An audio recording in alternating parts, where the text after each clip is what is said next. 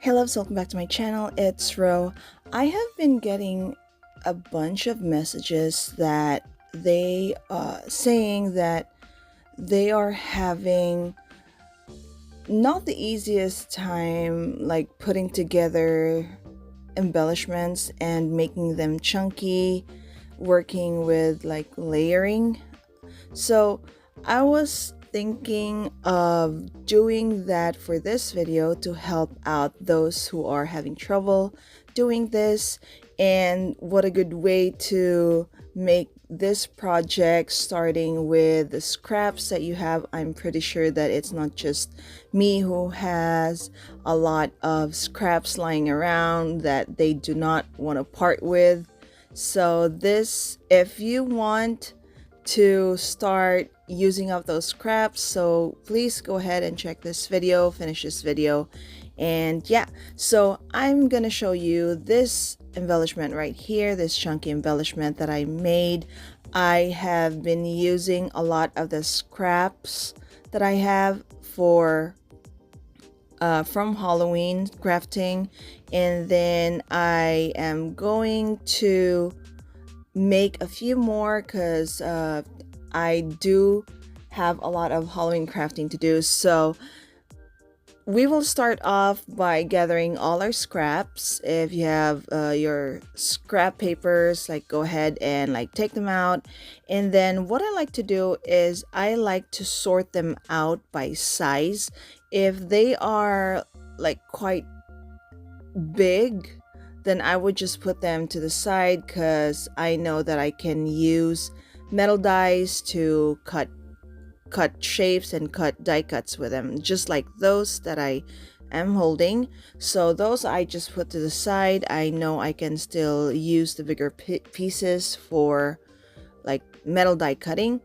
And then I have these right here, which are just a little bit bigger. I can still use them for something else, but I want to focus on the smaller ones that I have, like this strip right here. Usually for strips like this, I like to make fanfold layers using the strips. So let me just grab a few of these and then I will show you what I did with the strips that the strip that I have. So I like to make them into like fan folds. So this is a really good way for you to add height to your projects.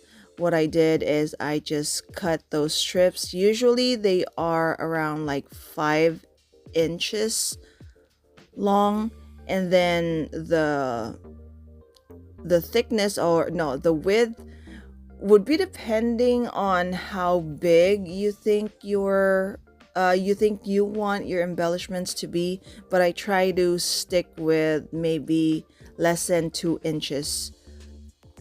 Here I have another way to use up the scraps, which is make ruffles, paper ruffles. So again, you just start off with some strips and then you just fold them. Like there is no right or wrong way to make these, so yeah, you can do that. And then if you look here, it is like thin enough, like not too wide, so you can actually like put this on top of your fan fold. Also, don't forget that when I, like for me, when I do make my embellishments, my layered embellishments, I start with a simple like rectangle. The base is usually around 2 by 5 inches. Again, that would be depending on how big or small your embellishment is.